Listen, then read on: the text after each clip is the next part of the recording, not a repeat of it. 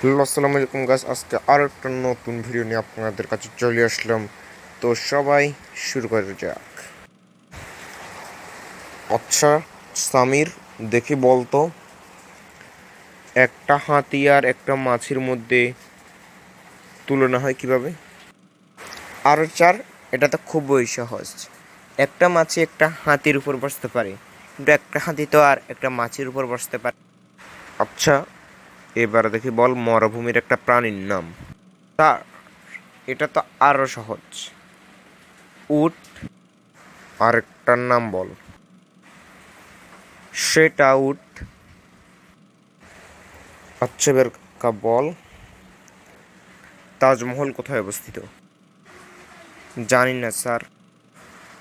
পারস না? তাহলে বেঞ্চের উপর উঠে দাঁড়া। কেন স্যার, বেঞ্চের উপর উঠে দাঁড়ালে কি তাজমহল দেখা যাবে?